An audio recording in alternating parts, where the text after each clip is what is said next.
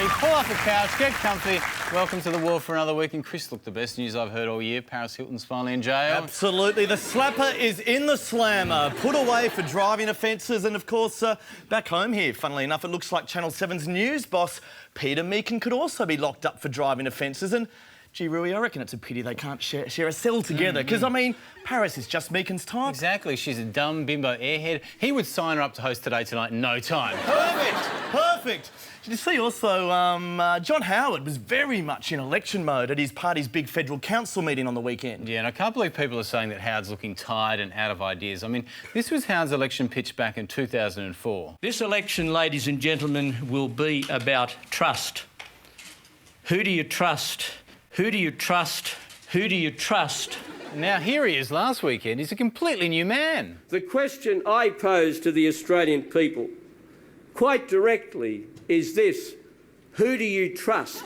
Who do you trust? What a reinvention. It's so good. See what he's done there? He's a new man. He's a vision. Genius. Did you see he's also tightened up our immigration laws too this week? So you're not allowed into our country now if you've got leprosy or HIV, which means Australia is now officially harder to get into than that gay pub in Melbourne. Yeah, the Peel Hotel in Collingwood. Look, it's been a big scandal. This is the pub that has banned heterosexuals, and apparently they enforce it pretty hard. Oh, they police it very strongly, I've heard. The doormen there have an incredible gaydar, which makes them very useful when it comes to settling debates about people's sexuality. Exactly. I mean, if you can get into the Peel, then you must be gay. So what better place to get a definitive ruling on someone whose sexuality has been controversial for many years?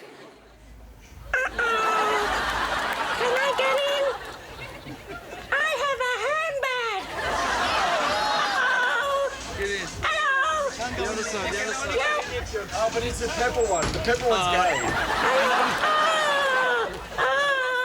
What's your gaydar say? Okay.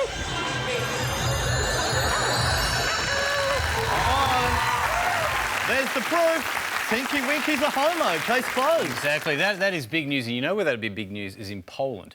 Because they've been in a lather recently about Tinky Winky. They would think he's corrupting young children. They were going to actually ban him. I know. I've never really thought of Poland as homophobic, except for the former Pope, of course. But to test Poland's homophobia, I think, Craig, it's time we paid another visit to our old friends at the Polish Club. Just for old time's sake, people. I mean, come on. They were quite cool about Adolf Hitler. Let's see how they go with the homosexual purple blob. Polish Club! Yay! I want some big paws. Hello! Hi! Hello? Can I have a cocksucking cowboy? I don't have nothing. Sorry, mate. What else do you? No, I don't touch women.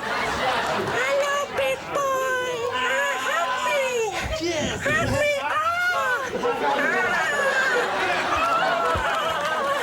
Not my purple head.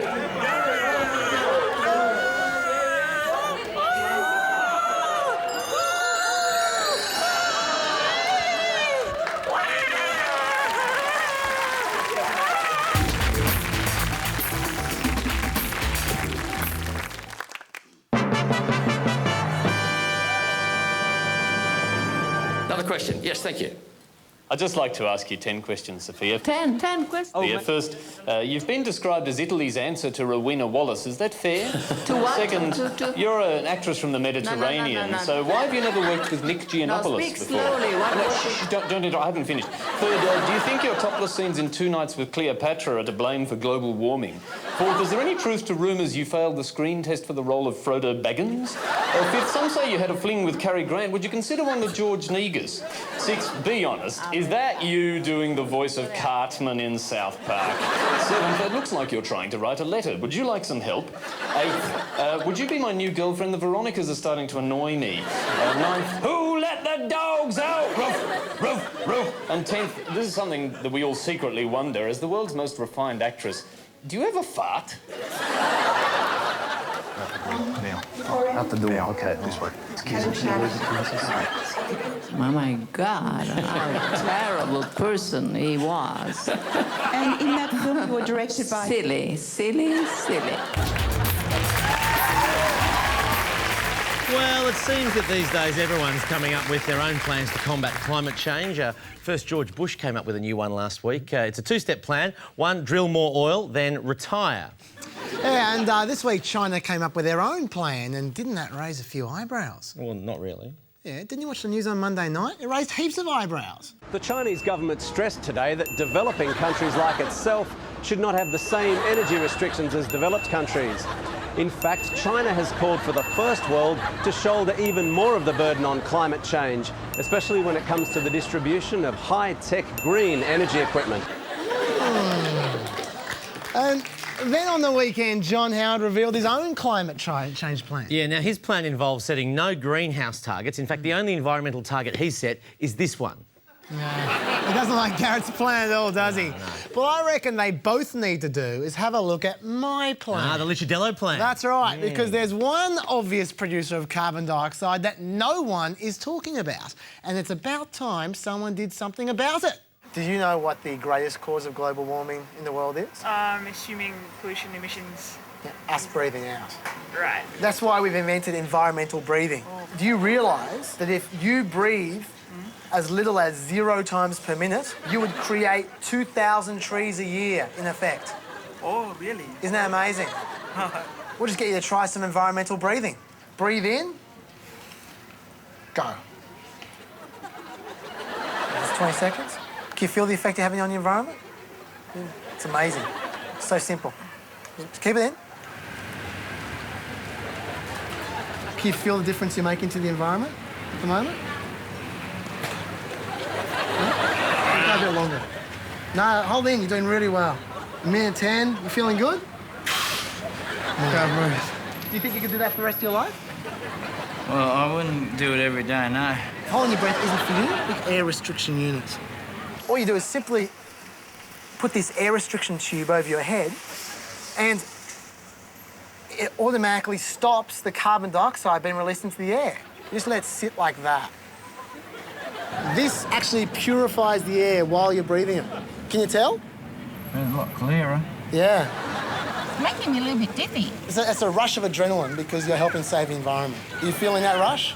Yeah, I am a bit actually. Yeah. It's a good feeling, isn't it? Yeah. OK, well, let me try something that you might like a bit more then. We've got what we call here an air processing system. This new technology actually turns the carbon dioxide you breathe out into oxygen. Isn't that amazing? No, it sounds amazing. It's very inconvenient. Why'd you say that for? Because I have a tree in my face. This doesn't work for you. The ultimate solution for this. How's that working for you? It's a little bit uncomfortable, I would say.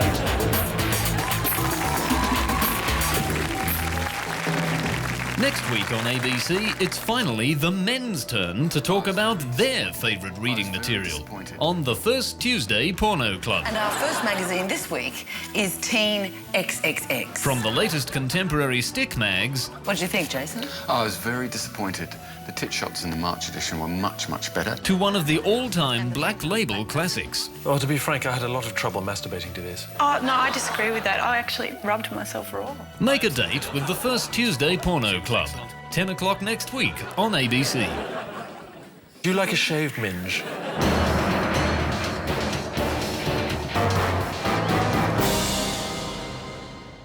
Hello, madam, how are you? Just need to have a look at that T-shirt there. What does it say? To be or not to be a...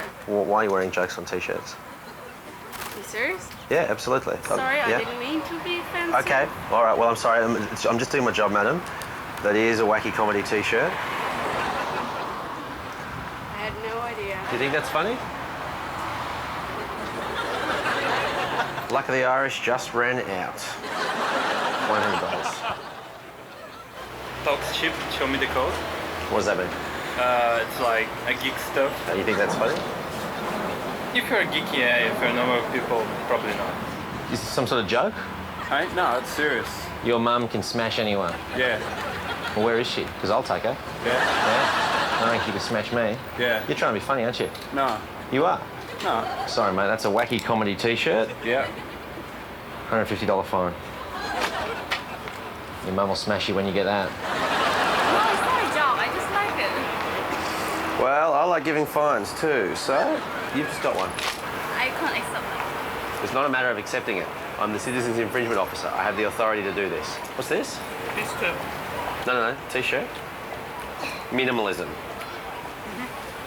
Boring and pretentious T-shirt. I paid a lot of money for this. Well, you're paying a bit more now. $100.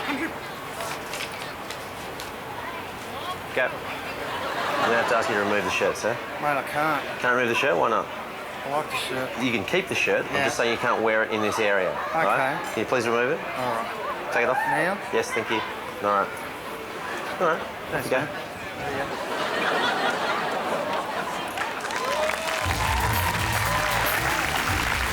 I notice a lot of Australian TV shows are starting to make a real splash overseas, and there's talk of this US version of Kath and Kim, for instance. That's right, and the Channel 10 show, Thank God You're Here, has been sold to a number of countries. I think they've just done a version in America, they've sold it to Denmark, Holland. Yeah, but the funny thing is, they've even sold it to Iraq.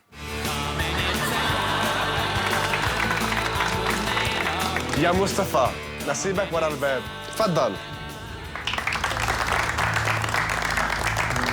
نشكر الله أنت موجود Very predictable.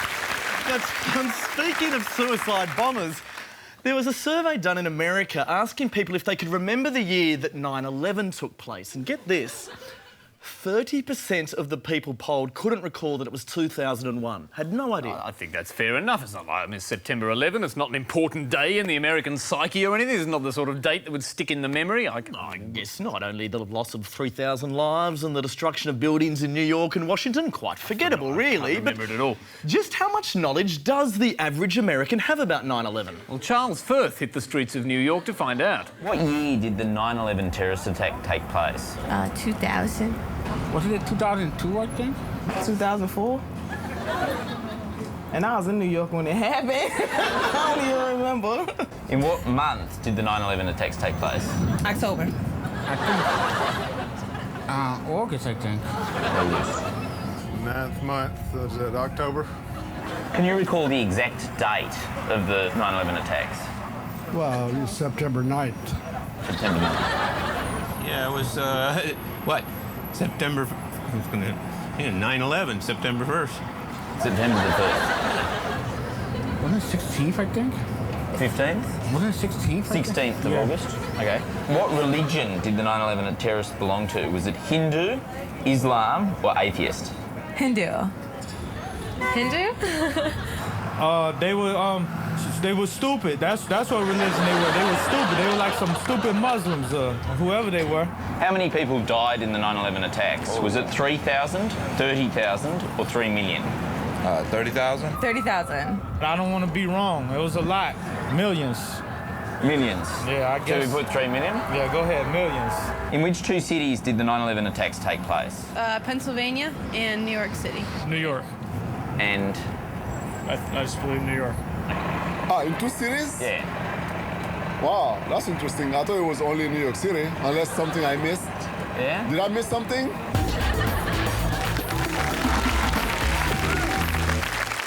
US bases, hell, why not?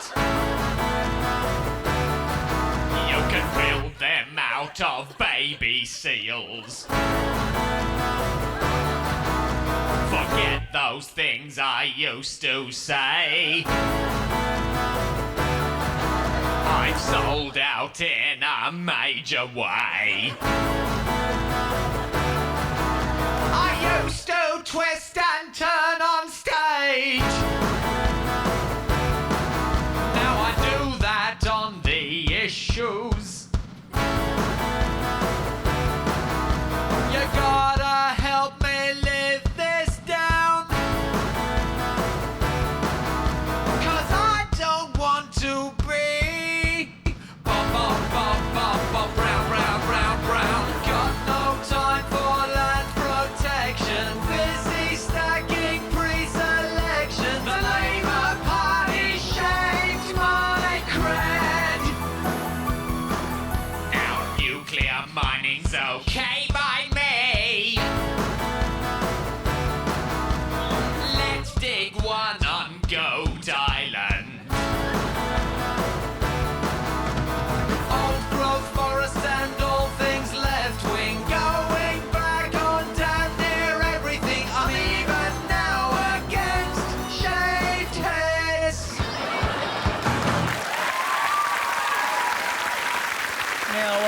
Just so you both know, I recently moved into a new place and I noticed outside in the street there's a pair of shoes hanging up on the telegraph wires just outside my door. That means you're a drug dealer. Well, that's what I heard. Yeah. Apparently that's the theory, that a pair of shoes hanging over wires denotes a place where you can score drugs. And we looked into it a bit more closely and there's this whole secret code. For instance, if you see a pair of football boots on wires, that's where Ben Cousins bought all of his drugs. Right, yeah. You see something more like these shoes, that's where circus clowns buy their drugs. And if you see a pair of Ugg boots on wires, that just means that bogans live in the area. But since I got this new place, I've been umming and ahhing about whether to throw a housewarming party, because I liked the idea of having this massive pool party. Oh, that'd be great. It'd be awesome, but only problem is I don't have a pool, and I didn't really want my place to get completely trashed. And you have no friends, yeah. There is that too. And then I hit on this great idea, because just because I don't own a pool doesn't mean I can't throw a pool party. I mean, there's plenty of really nice, posh houses with pools open for inspection every Saturday. Why couldn't you just rock up with your mates and have your party there?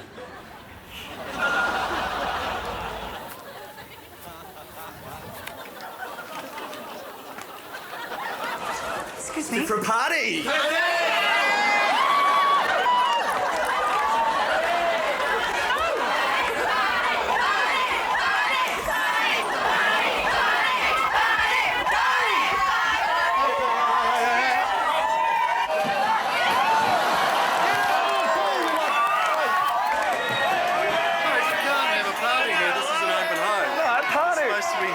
Pool at my place. This is perfect. You can't just come in here. We've bad luck by the house. Well, listen, if you're not going to go, inspect the pool before we buy it. If you're not going to go, hey, wait.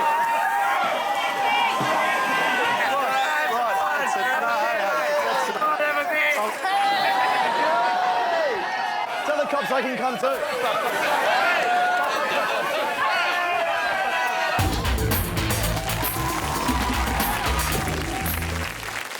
He's on the bus and train, his phone calls are a pain. He's Clive, the slightly too loud commuter.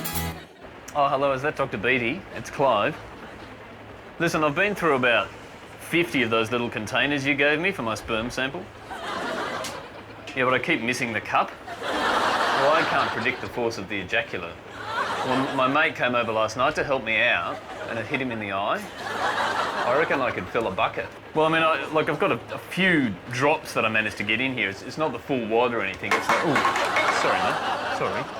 Ooh, sorry, can I get my sample? Sorry, I think it's just rolling. Sorry, guys. He's Clive, the slightly too loud commuter.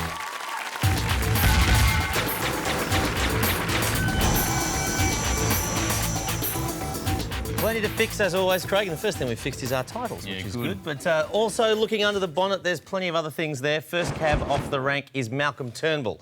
Now, Malcolm's big problem is that for all his talents, he can't shake the perception that he's arrogant and superior. Yeah, and obviously that's something we can't fix. So we're focusing on something else, his MP travel allowance. Yeah, that's right. Now, under the rules, every Polly's entitled to $175 allowance a day to cover their accommodation costs when they're in Canberra.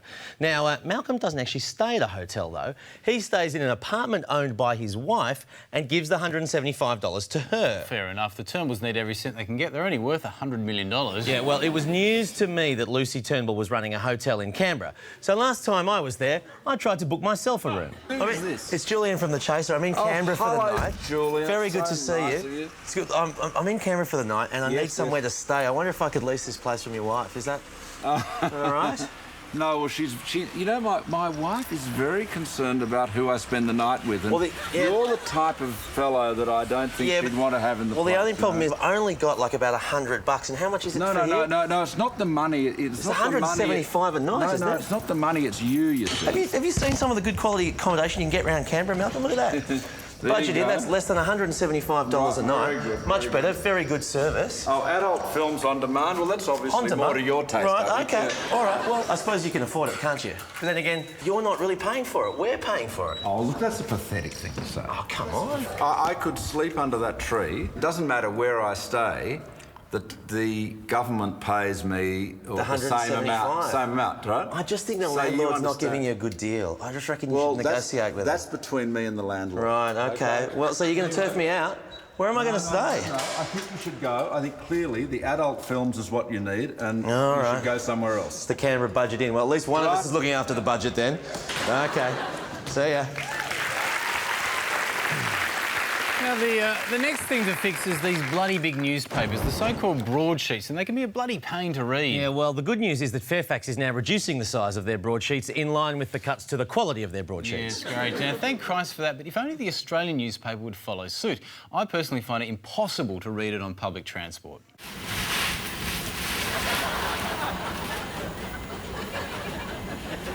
Can you just hold that bit?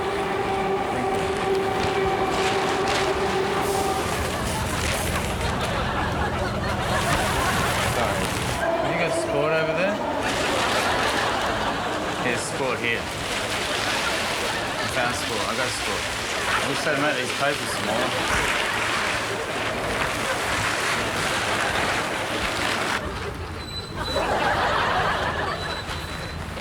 Sorry.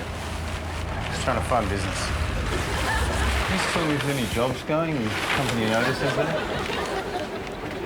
Has he got company notices in that part? Legal notices? Just...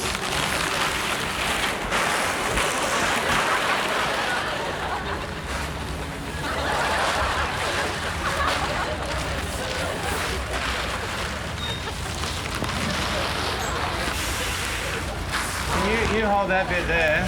You hold that, you're on the other corner. All right, that's good. I think... Now, who can see the crossword? Last year, Aussies raised $1 million for the Cancer Council by shaving their heads. Well, this Sunday, the Leprosy Council needs your help. It's Lop Hopper Limb for Leprosy Day. The more you amputate, the more we raise. Snipping off a finger is worth $5. You get $10 for your non-dominant hand. I've lopped off 2 legs and an arm, and you can too. And if we meet our $1 million target, we promise to amputate one of the Veronica's heads. So remember, this Sunday, chop chop And go out on a limb.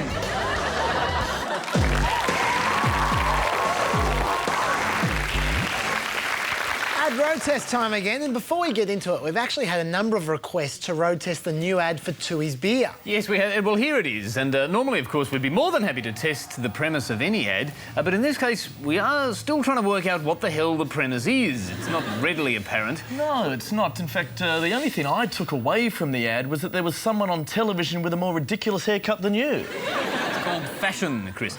And indeed, this week's road test is all about fashion too. Fashion, flannelette shirt, man. We're talking footwear. It's footwear and the wonderful new service they offer at Athlete's Foot. Ready for the test drive? Now, there is a shoe shop that talks my language. They know that shoppers like me like to try before we buy.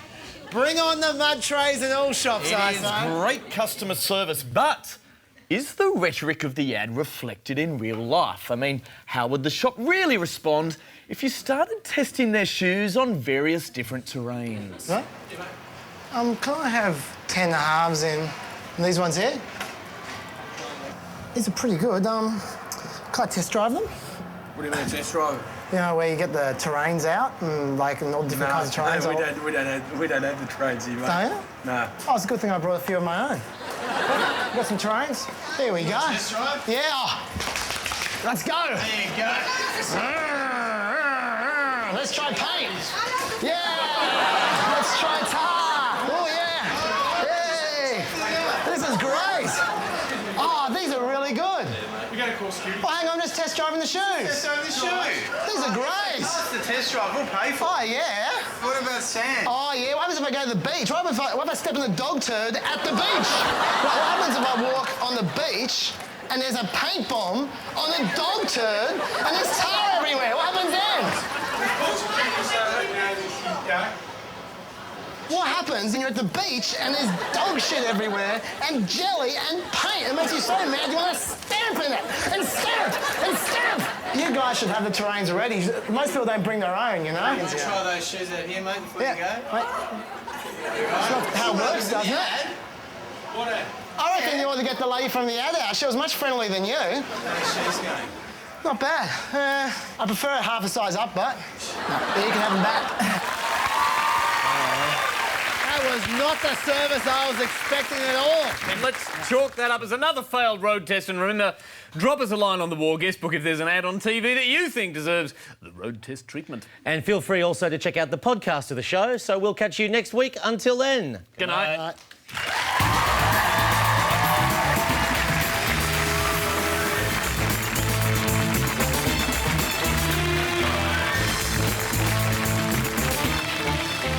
So the rainforest bush is making a comeback? Oh, look, absolutely, because I think we're all tired.